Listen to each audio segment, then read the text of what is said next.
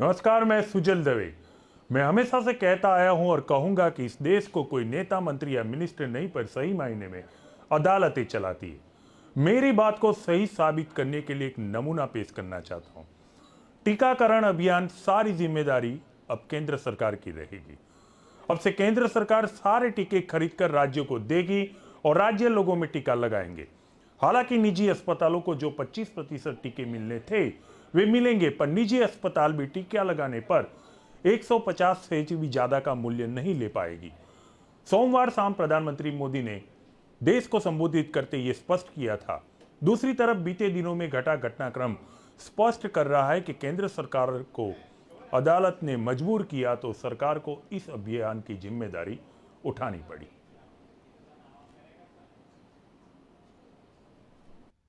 कई राज्य सरकारों ने फिर कहा कि वैक्सीन का काम डिसेंट्रलाइज किया जाए और राज्यों पर छोड़ दिया जाए। तरह तरह के स्वर उठे, जैसे कि वैक्सीनेशन के लिए एज ग्रुप क्यों बनाए गए। दूसरी तरफ किसी ने कहा कि उम्र की सीमा आखिर केंद्र सरकार ही क्यों तय करे। कुछ आवाजें तो ऐसी भी उठी कि बुजुर्गों का वैक्सीनेशन पहले क्यों हो रहा है।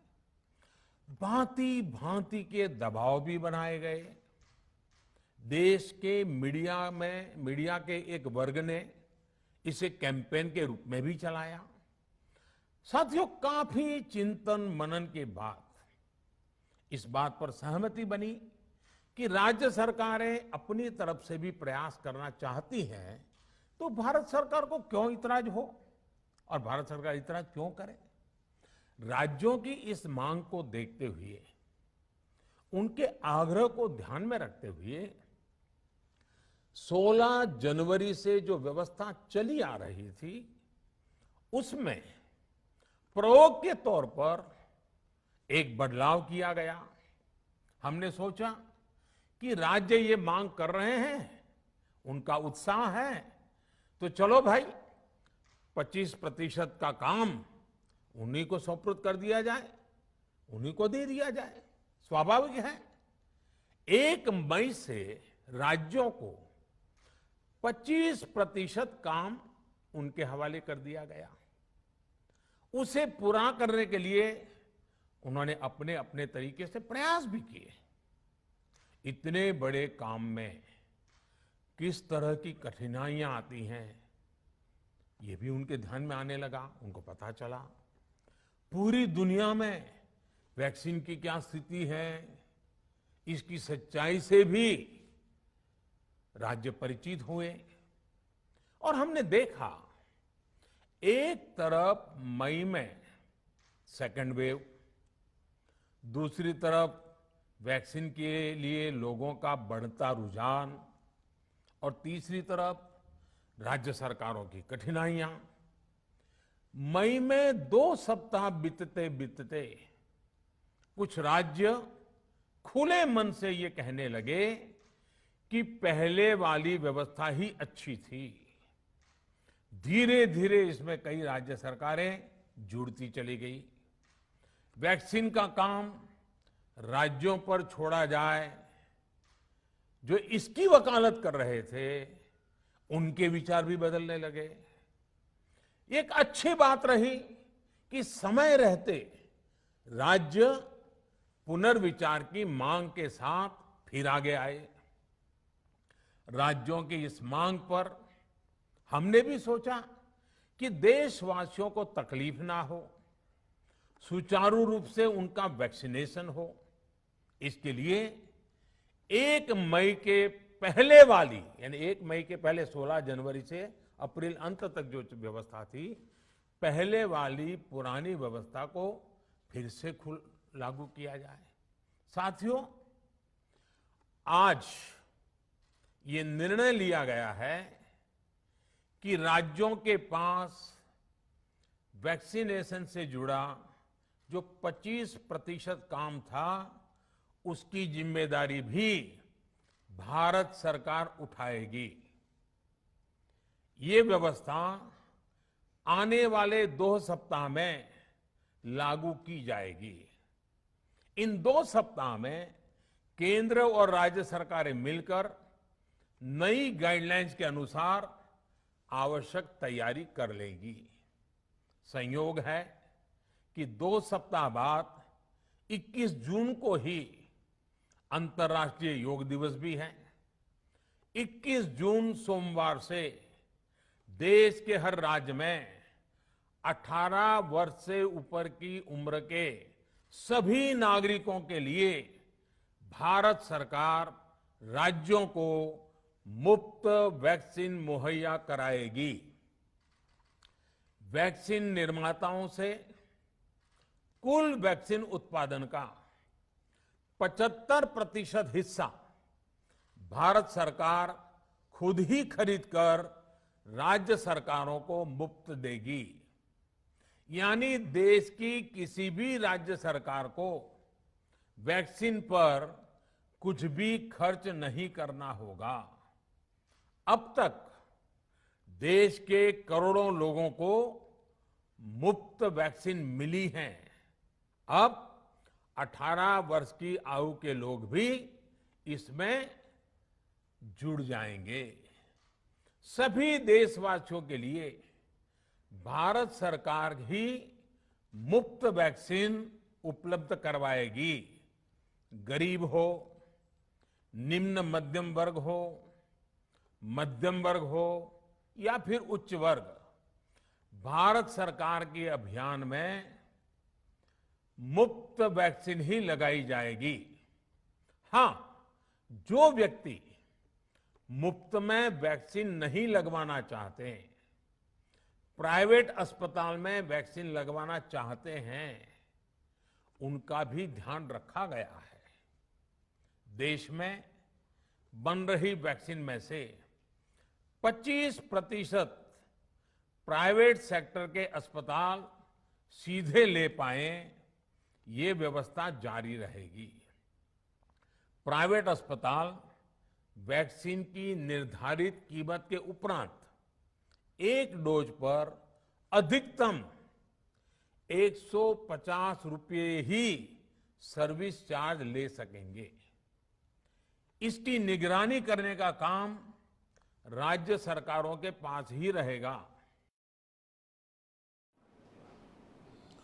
अब 21 जून से जो टीकाकरण हो रहा है वो क्यों हो रहा है उसे आपको समझना चाहिए। मैं समझाने की कोशिश करता हूं, हो सके तो आप इसे अंकित कर लीजिएगा। भारतीय बाजारों में जब टीका आने वाला था तो सरकार की ओर से घोषणा कर दी गई थी कि देश में सभी को वैक्सीन मुफ्त में लगेगी। इस पर कई सवाल खड़े होने लगे तो भाजपा के अध्यक्ष जेपी नड्डा और स्वास्थ्य मंत्री हर्षवर्धन ने एक साझा प्रेस कॉन्फ्रेंस में इस बात से इनकार भी कर दिया।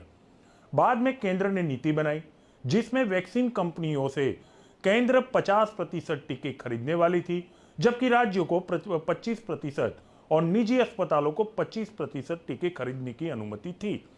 इस नीति के कारण व्यवस्था बिखर गई थी, क्योंकि केंद्र ने स्पष्ट किया ही नहीं था कि राज्य अपनी मात्रा तय नहीं करेंगे, और राज्य जब तय नहीं कर पा रहे थे तो वो खरीदते कैसे? वो केंद्र को तय करना था, जिससे राज्य टीका खरीद नहीं सकते थे। दूसरी ओर बंगाल और बिहार में चुनाव आए तो खुद प्रधानमंत्री ने घोषणा कर दी कि इन राज्यों में मुफ्त में टीके लगेंगे। इस घोषणा के बाद सुप्रीम कोर्ट में जनहित की याचिका दाखिल हुई थी, जिसमें केंद्र की टीकाकरण को बनी नीति और राज्यों से भेदभाव पर फैसले करने को दलील पेश की गई थी।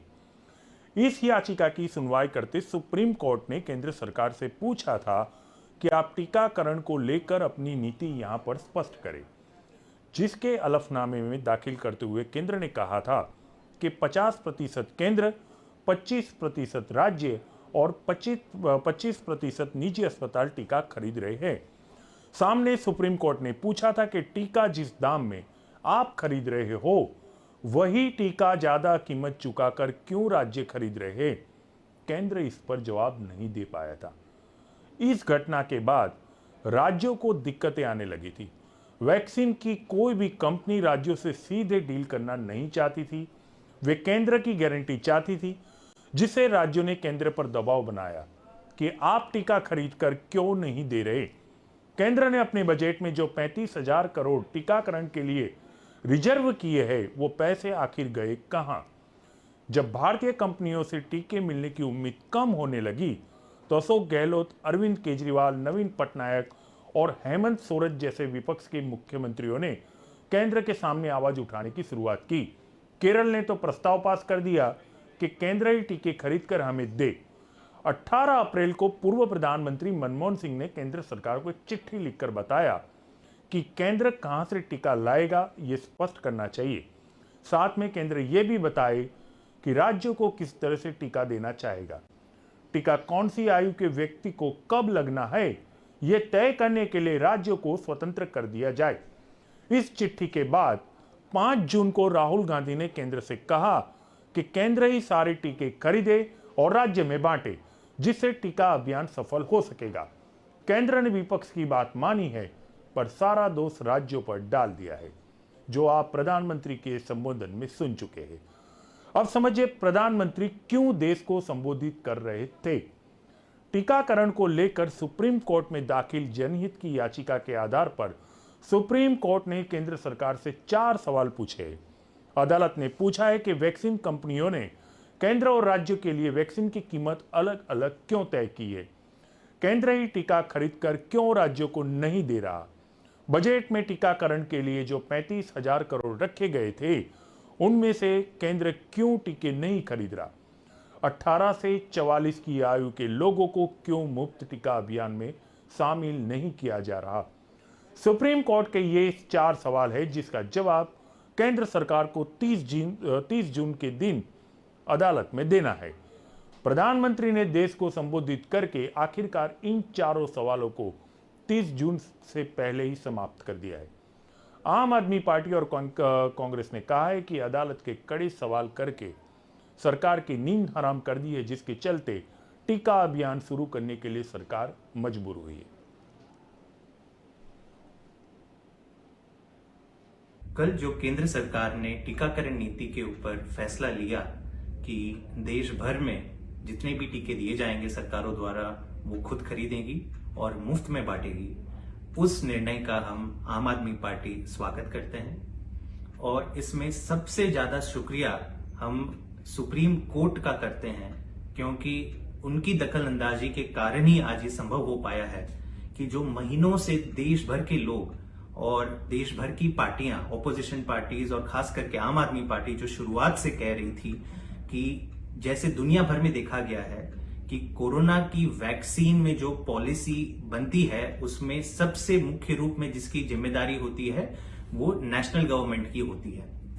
दुनिया भर में हमने देखा, यूएस में देखा, इंग्लैंड में देखा, ऑस्ट्रेलिया, हर जगह पे जहां पर भी वैक्सीन की प्रोक्योरमेंट की जाती है तो वो केवल और केवल राज्य की सरकारें नहीं करती, केवल केंद्र की सरकारें करती हैं।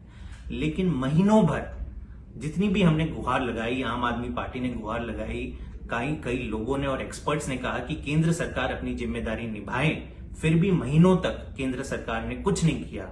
और मामला जब तक सुप्रीम कोर्ट तक पहुंचा उसी के बाद लग रहा है कि अभी केंद्र सरकार अपनी कुंभकर्णी नींद से जागी है। अब टीका अभियान मुफ्त में 21 जून से शुरू हो रहा है। अगर व्यवस्था ठीक रही तो सभी को टीका मिल जाएगा।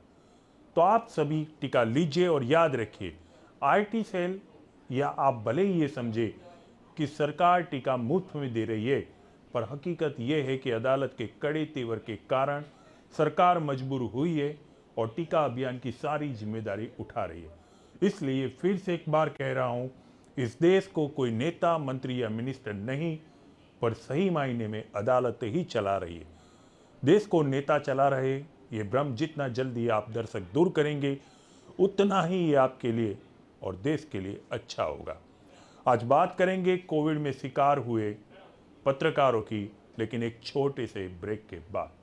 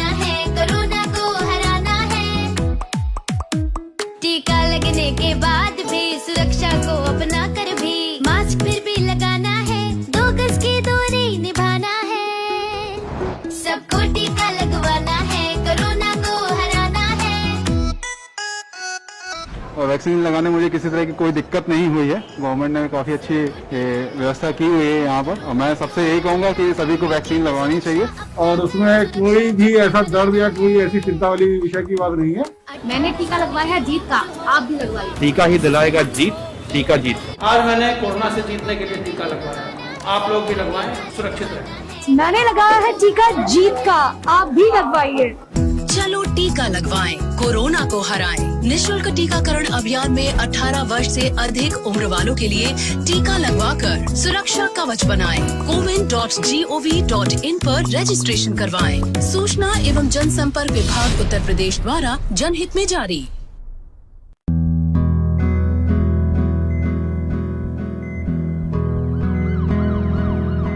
राह में मुश्किलें हैं मगर चलना सबको साथ है। क्या मैं अपना परिचय कहूं, संघर्ष का मैदान है, पर जब साथ हो सभी का हर चुनौती लगती आसान है। कदम आगे बढ़ाना हमारा काम है। जब मन में विश्वास, रगों में साहस है, तब तक न मुझे करना विराम है।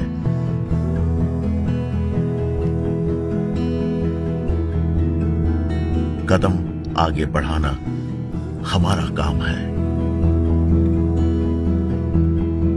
यह चुनौती भी हमें स्वीकार है। जब तक न सफल हो नींद चैन सबका त्याग है। कदम आगे बढ़ाना हमारा काम है। मुश्किल है पर इतना भी नहीं कि हम कर न सके।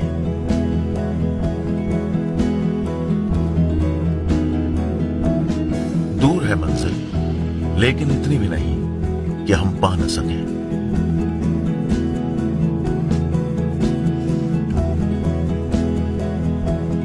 गति न जीवन की कभी रुकेगी, राह में सफलता जरूर मिलेगी। बस मन में रखना विश्वास है। कदम आगे बढ़ाना हमारा काम है।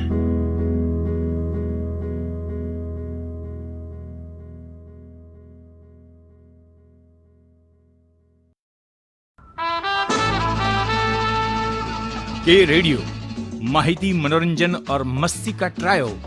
के रेडियो कहीं भी कभी भी, दिन हो मंगलमय से लेकर गुजरा हुआ जमाना तक का सफर। के रेडियो आप सुन रहे हो के रेडियो। जल्द शुरू हो रहा है के न्यूज की सुरीली भेंट।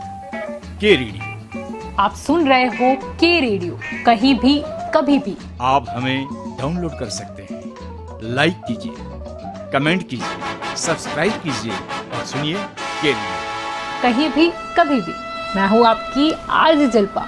रे रे रे रे मारी सवार, ये गाना सुना ही होगा आपने। चलो सुबह हो गई, मस्ती की कश्ती, दिन का सफर सुहाना, एक शहर एक नजर, जनवाणी, सुनहरी दोपहरी, ये शाम मस्तानी, ढल गया दिन, नगमों की बारात, गुजरा हुआ जमाना, फिर वही रात है, मनोरंजन, माहिती और मस्ती के साथ। आप सुन रहे हो के रेडियो, कहीं भी कभी भी।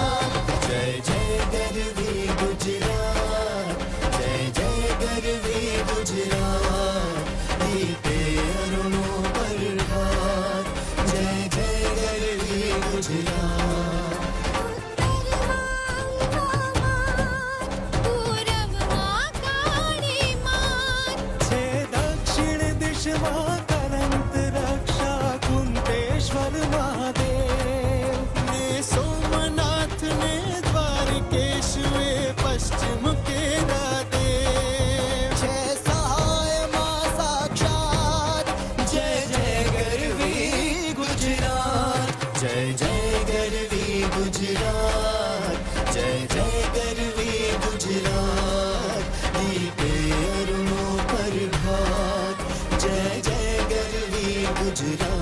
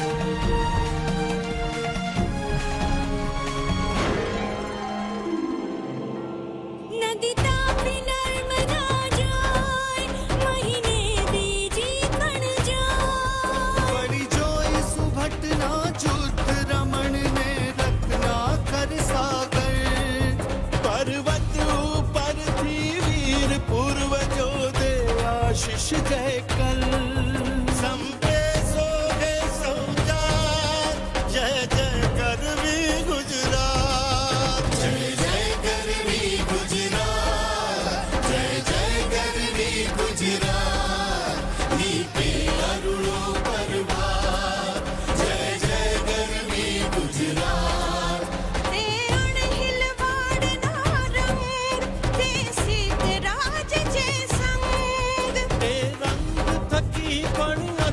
सरस रंग कशे सत्वरे मात शुभ शकुन दिशे मध्यान शोभशे वीती गई छे रात जन्मभूमि नर्मदा साथ जय जय गरवी गुजरात जय जय गरवी गुजरात जय जय गरवी गुजरात दीपे अरुणों पर भात जय जय गरवी गुजरात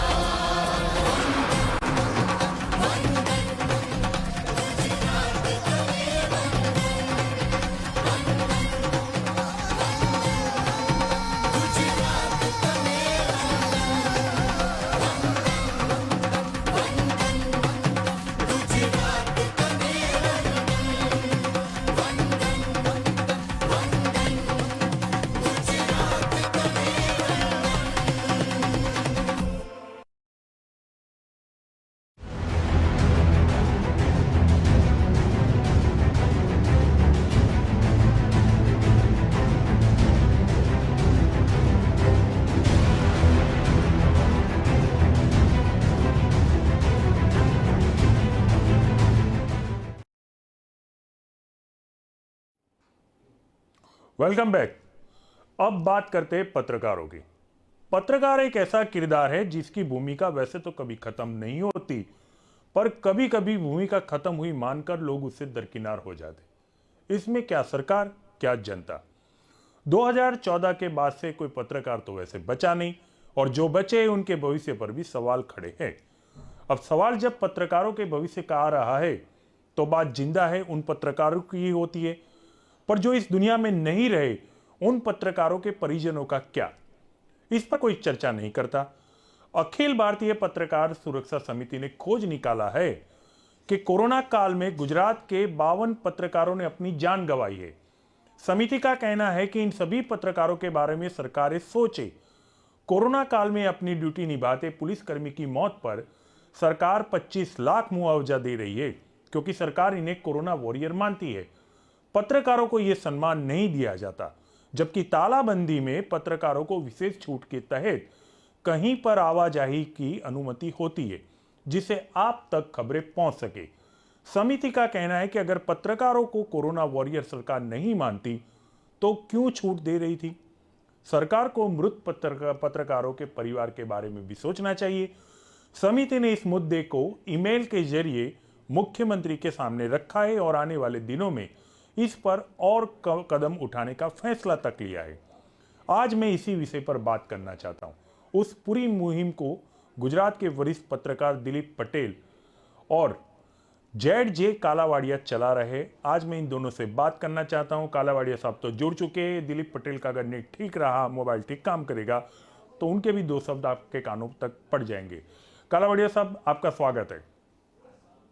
जी धन्यवाद, नमस्कार। कोरोना काल में वैसे तो 2-3 दिन पहले मैं जो अध्ययन कर रहा था तो मैंने देखा कि पिछले 2-2.5 महीने के अंदर भारत में से 60 डॉक्टरों की मौत हो चुकी है। आपने ये खोज निकाला है, आपके सहयोगी दिलीप पटेल ने भी ये खोज निकाला है कि कोरोना काल में 52 पत्रकार कोरोना के शिकार हो गए हैं। ये पूरी सूची आप लोगों ने किस तरह से तैयार की, ये मैं आपके माध्यम से अपने दर्शकों के लिए जानना चाहता हूँ। जी सुजल भाई, सबसे पहले पत्रकारों पर ये समाचार, ये अहवाल प्रसिद्ध करने के लिए मैं आपको बहुत बहुत धन्यवाद देता हूँ, क्योंकि ये पूरी जो न्यूज़ की दुनिया है वो पत्रकारों के बल पर चलती है, लेकिन उसमें से पत्रकारों को जो दिक्कत हो रही है, उसकी जो परेशानियां है, उसके जो समस्याएं है, उस पर कोई बात नहीं कर रहा है आजकल। तो उसी दौर में आप पत्रकारों का ये विषय लेकर अपने के न्यूज़ के माध्यम से आए हैं, इसलिए मैं सबसे पहले आपको और आपके पूरे न्यूज़ परिवार को, के न्यूज़ के परिवार को धन्यवाद करता हूँ। और धन्यवाद हम आपका करते हैं कि आपने मृत पत्रकारों के लिए चिंता जताई है। आपने अध्ययन किया, इसका एक सूची तैयार की और आपने एक विषय तैयार किया। मैं तो एक एंकर के रूप में केवल प्रस्तावना पढ़ रहा हूँ। साहब धन्यवाद मैं आपका करता हूँ। आप अपनी बात रखिए, आदान प्रदान हो गया।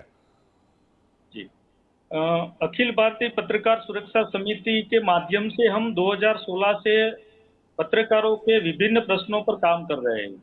जी, गुजरात से ये मुहिम का आगाज हुआ था और आज भारत के 22 राज्यों में अखिल भारतीय पत्रकार सुरक्षा समिति काम कर रही है। जी, अखिल भारतीय पत्रकार सुरक्षा समिति का मुख्य प्रयोजन है सुजल भाई, पत्रकारों को जो भी मुसीबत आ रही है, पत्रकारों के जो सुरक्षा के संबंधित प्रश्न है, उसकी शारीरिक सुरक्षा, उसकी जो सामाजिक सुरक्षा, उसकी जो फील्ड में जो काम करते हैं उस वक्त जो उसके परेशानियां होती है, उसको लेकर हम काम कर रहे हैं। लेकिन जो जब से ये कोरोना काल आया है, तब से पत्रकारों के लिए ये ज्यादा मुसीबत की बात हो गई है कि वो फील्ड में जाते हैं, लगातार फील्ड में रहते हैं, 24 घंटा फील्ड में रहते हैं और उसके कारण उसको संभावनाएं ज्यादा होती है कि वो संक्रमित हो जाए। और पूरे भारत में हमने जो अपनी समिति के माध्यम से जो कोरोना की जिसका देहांत हो गया, इसे पत्रकारों की सूची बनाई, उसमें 600 से ज्यादा लोग विभिन्न राज्यों से हमें मिले और गुजरात के 52 से ज्यादा लोग, हमने 52 लोगों के नाम मुख्यमंत्री को ईमेल के माध्यम से भेजे। उसके बाद भी 2 और नाम मेरे साथ पास आ गए आज दोपहर से 6 बजे। तो लगातार जो ये पत्रकारों है उसकी जो ये बहुत बड़ी बात है कि उसको जान गंवाना पड़ रहा है। ठीक है जिग्नेश जी, आपने जो ये सूची तैयार की है और सरकार को ये सूची दी भी है, पर इसी सरकार के ऊपर एक आरोप लग रहा है कि सरकार जो मृतकों के आंकड़े होती है उसमें गोलमाल करती है, सही अंक बाहर नहीं आ रहे। समय समय पर अखबार भी इस बारे में प्रकाश देते हैं, टीवी चैनल भी दे रही है। क्या आपके ध्यान पर आया कि जो 52 पत्रकार कोरोना के शिकार हुए, उन सभी का नाम सरकार की जारी सूची में शामिल है कि नहीं है? सभी पत्रकारों के नाम सरकार की जो, क्योंकि काफी कुछ हमें ये जानना मिल रहा है, जानकारी मिली है कि जो पत्रकार कोरोना के चलते जिसकी देहांत हो चुकी है, उसमें से काफी लोग पूरे, क्योंकि जिस तरह आम लोगों को अस्पताल की सुविधाएं मुहैया नहीं हो पा रही थी, क्योंकि उस वक्त ऐसा दौर था, अप्रैल से लेकर मई महीने तक का जो दौर था, उसमें अस्पताल की किल्लत थी, ऑक्सीजन की किल्लत थी, बेड की किल्लत थी और टेस्टिंग भी नहीं हो पा रहे थे। तो हमने जब ये छानबीन शुरू की तब हमें मालूम हुआ कि कुछ ऐसे पत्रकार भी है कि जिसको हम उसकी टेस्टिंग नहीं हुई लेकिन पूरा सिम्टम्स उससे कोरोना के थे, तो उसकी जो मौत हुई वो कोरोना के चलते हुई है और वो सब एक्टिव थे। ज्यादातर ये जो हमने 52 जो नाम खोज निकाले उसमें से ज्यादातर लोग फील्ड में एक्टिव थे और उसको और कोई किसी भी तरह की परेशानियां नहीं थी। और ठीक है। उसके देहांत के थोड़े दिन पहले तक वो फील्ड में सक्रिय थे। तो ये सभी की मौत हमें लगता है कि वो कोरोना के माध्यम से ही हुई है। नहीं, उनके डेथ सर्टिफिकेट के ऊपर कॉज ऑफ डेथ होता है, मृत्यु का कारण लिखा हुआ होता है। तो जिग्नेश जी, मैं एक छोटी सी सलाह देना चाहता हूँ, आप वो सारे कॉज ऑफ डेथ के जो सर्टी है वो पहले इकट्ठा कर लीजिए ताकि पता चले, क्योंकि अभी एक अखबार ने छानबीन करके ढूंढ निकाला है कि ज्यादातर मृतकों के डेथ ऑफ सर्टी में एक अनजान बीमारी के चलते मौत, ऐसा लिखकर सरकार इस मामले से दरकिनार हो रही है। तो मैं आपको सलाह देता हूं कि वो देख लीजिए। दूसरा, जरूरत पड़ने पर आप अदालत का दरवाजा भी खटखटा सकते हैं। मेरा सहयोग रहेगा एक पत्रकार के रूप में, मैं आपके साथ रहूंगा। हालांकि अब 2014 के बाद तो मैं फील कर रहा हूं कि वैसे पत्रकार बचे नहीं हैं, पर जो भी ये स्मृति चिन्ह बचे हैं उसको बचाने का प्रयास आप कर रहे हैं, तो मैं भी इसमें जुड़ना चाहूंगा, ये मेरे लिए सौभाग्य होगा। पर एक सवाल ये, बेंगलोर के अंदर पत्रकार गौरी लंकेश जब सरकार के खिलाफ आर्टिकल लिख रही थी तो दिन दहाड़े उनकी हत्या हो गई थी। अहमदाबाद में एक टीवी के पत्रकार चिराग पटेल की भी हत्या हो गई थी। इस घटना को 2.5 साल से ऊपर दोनों घटनाओं को हो गया है, लेकिन आज भी ये रहस्य ही बना हुआ है। न तो कोई गिरफ्तारी हुई है, न कोई अपराधी पकड़ा गया है। तो पत्रकारों के प्रति सरकार की संवेदनशीलता कहां चली जाती है मुझे पता नहीं है। पत्रकारों को सरकार किस तरह से ले रही है, खास करके गुजरात सरकार, ये मैं समझ नहीं पा रहा हूं। ऐसे में आप एक उम्मीद लगाए बैठे हैं कि 52 पत्रकार जो कोरोना के शिकार हुए हैं उनके प्रति मुख्यमंत्री या गुजरात सरकार कोई कदम उठाएगी, उसके परिवारजनों के कदम उठाएगी। ये आपकी उम्मीद कहां तक टिक पाएगी जिग्नेश जी? जी सुजल भाई, पूरे देश में पत्रकारों में ये मांग उठी है कि उसको कोरोना वॉरियर के तौर पे सम्मानित तो किया जा चुका है। काफी कुछ नेतागण ने बताया है कि पत्रकार 24 घंटे कवरेज करते हैं, कोरोना का कवरेज करते हैं, तो वो कोरोना वॉरियर है। लेकिन जो कोरोना वॉरियर, जो गवर्नमेंट के जो कर्मचारी है, उसको जो कोरोना वॉरियर के तहत जो सुख सुविधाएं मिल रही है, जो उसको मुआवजे मिल रही है, उसके लिए पत्रकार को उन्होंने अंकित नहीं किया है उस सूची में। और जो मुआवजा देने की बात आती है और पत्रकार को कोरोना वॉरियर नहीं गिन रहे हैं, पूरे देश में ये मांग उठ रही है। कुछ राज्यों ने पत्रकारों के लिए जाहिर की है कुछ राशि, लेकिन गुजरात की बात है तब तक मैं आपको बताऊं कि गुजरात की बात है तो उसमें अभी तक गवर्नमेंट ने उसके बारे में कुछ नहीं बोला है। गवर्नमेंट के किसी प्रतिनिधि ने, गवर्नमेंट के किसी अधिकारी ने, या खुद मुख्यमंत्री या उप मुख्यमंत्री ने, किसी ने इस बारे में कुछ नहीं कहा है। हमने पत्रकारों के प्रश्न पर भी हम बार बार मुख्यमंत्री और उप मुख्यमंत्री जी से मिल चुके हैं, इसके पहले भी विभिन्न प्रश्नों के लिए। तब भी उसकी जो संवेदनशीलता होती है वो सिर्फ बात के तौर पे ही होती है। इसके बाद वो कुछ एक्शन प्लान नहीं बन रहे, ये दिक्कत है। और मुझे ज्यादा उम्मीद नहीं, लेकिन हमें प्रयास छोड़ने नहीं चाहिए, प्रयत्न करते रहना चाहिए। और मुझे श्रद्धा है कि अगर ये इस बात पर पूरे पत्रकार जगत अड़ जाए, सब एक साथ आ जाए, तो गवर्नमेंट को ये एक्शन लेना पड़ेगा। और जो हमें 52 से जो ज्यादा पत्रकार है उसके परिजनों को 10 लाख से ज्यादा आर्थिक सहाय तो देनी पड़ेगी। ठीक है जिग्नेश जी, आपने जो बताया उसे एक बात निकल कर आती है कि सरकार के सामने आपने अपना पक्ष रखा है, फिर भी इसको गंभीरता से इस विषय को सरकार नहीं ले रही है। डंके की चोट पर कह रहा हूं, नहीं लेगी, गुजरात सरकार नहीं लेगी। और इसके लिए कहीं ना कहीं अध्ययन करेंगे तो आपको पत्रकार ही जिम्मेदार नजर आएगा। मैं उस विषय में नहीं जाना चाहता, मैं आपकी बंधी हुई उम्मीदों को तोड़ना नहीं चाहता। फिर भी मैं आपसे एक सवाल आखिरी पूछना चाहूंगा। मैं डंके की चोट पे कह रहा हूं कि गुजरात गवर्नमेंट कभी भी पत्रकारों को कोरोना वॉरियर का सम्मान नहीं देगी, ये जवाबदेही सरकार नहीं करेगी। क्योंकि मैं स्पष्ट रूप से बोल रहा हूं, कैमरे के सामने बोल रहा हूं, ये गुजरात गवर्नमेंट स्वतंत्र सरकार नहीं है, इसे कहीं पूछना पड़ता है। कहीं का मतलब आप और मैं अच्छी तरह से जानते हैं, दर्शक बहुत जल्द जान जाएंगे। फिर भी अगर ये गुजरात सरकार नहीं मानी तो समिति क्या करेगी? जबकि मैं तो कह रहा हूं कि नहीं मानेगी, तो समिति का अगला कदम क्या होगा? सुजल भाई, सबसे पहले हमने मुख्यमंत्री जी को पत्रकारों की जो परिस्थिति है, ये जो 52 से ज्यादा पत्रकारों की सूची है वो भेज दी है।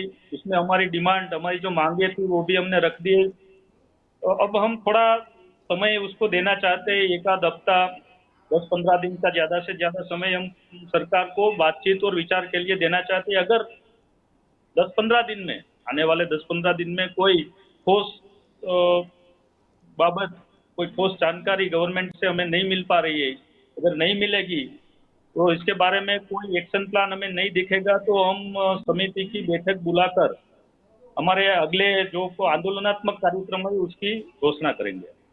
कोरोना काल में आंदोलन कहाँ से होगा? आप पत्रकार है, गुजरात भाजपा के अध्यक्ष नहीं है कि 100-200 लोगों को लेके निकल पड़े और आप ही इसकी कवरेज करते रहे। यहाँ तो आंदोलन किया तो पुलिस आपको पकड़ लेगी। सुरेंद्र नगर जिले में चले जाइए, पत्रकारों को पकड़ा ही था, तब समिति भी नहीं थी, खबरें आपके पास थी। खैर कोई बात नहीं, उम्मीद पे दुनिया कायम है, उम्मीद रखिए। जहाँ के न्यूज़ का सहयोग चाहिए, के न्यूज़ आपको सहयोग देगा। सवाल पत्रकारों का है तो के न्यूज़ आपके साथ खड़ा रहेगा, क्योंकि के न्यूज़ का तो मतलब ही है कलम से क्रांति, और हमारा कर्तव्य है कलम, क्रांति और कर्तव्य की बुनियाद पे चलने वाला के न्यूज़ हमेशा आपके साथ रहेगा। आप पत्रकारों के लिए काम कर रहे हैं तो आपको भी ढेर सारी शुभकामनाएं। आपको आपके भविष्य की चिंता करते हुए कोरोना काल में आपके स्वास्थ्य की कामना करता हूं और उम्मीद करता हूं कि आपके जो भी प्रयत्न है वो ज़रूर सफल हो जाए और सरकार मृत पत्रकारों के बारे में ज़रूर ठोस कदम उठाए। बहुत बहुत धन्यवाद जिग्नेश जी हमारे साथ बात करने के लिए। जी आपका भी बहुत। तो ये थे जिग्नेश कालावड़िया। अब देखिए, पत्रकारों की ज़रूरत किसी को नहीं क्यों पड़ती? पत्रकारों की ज़रूरत तो हर किसी को पड़ती है, चाहे क्या सरकार, क्या जनता। ये जनता जब भी कोई अपना मुद्दा होता है तो पत्रकार को ढूंढती है कि मेरा मुद्दा आप उठा लीजिए, और उसी से दरकिनार हो जाती है। और जब जनता तक पहुंचना है तो सरकार पत्रकार को ढूंढती है कि हमारा मुद्दा जनता तक पहुंचा दीजिए, हमें जनता से पेश करा दीजिए। लेकिन जब जिम्मेदारी आती है पत्रकार के परिवार की, तो क्या जनता, क्या सरकार, हर कोई दरकिनार करता है। अब ऐसे में भी पत्रकार को पत्रकारिता करनी है। अब कौन कितनी पत्रकारिता करेगा वो तो आप दिन भर टीवी पर देखते ही रहते, तो आगे भी देखते रहिएगा। उम्मीद करते हैं कि गुजरात सरकार इन 52 पत्रकारों के बारे में ज़रूर सोचेगी, उनके परिजनों के बारे में सोचेगी, क्योंकि अगर सरकार उन्हें भले न माने कि वो कोरोना वॉरियर है, लेकिन जिस तरह से आपने कोरोना में आपातकालीन सेवा में मीडिया को रखा हुआ है और पत्रकार अस्पताल में जाते हैं, आप तक जाते हैं, आपका जो कहा सुना होता है जनता तक पहुंचाते हैं, जनता का जो कहा सुना होता है आप तक पहुंचाते हैं, यानी कि आप में और जनता के बीच में एक सेतु की भूमिका बजाते हैं, उसे आप कोरोना वॉरियर न कहे तो भी वो हो ही जाता है। बस सवाल जिम्मेदारी का है, जिसे आज तक हर मुद्दे से गुजरात सरकार जिम्मेदारी से भटकती आई है। उम्मीद करता हूँ इस मामले में नहीं भटकेगी। आज केवल एनालिसिस में इतना ही। फिर से दोबारा आपसे मुलाकात होगी। नमस्कार।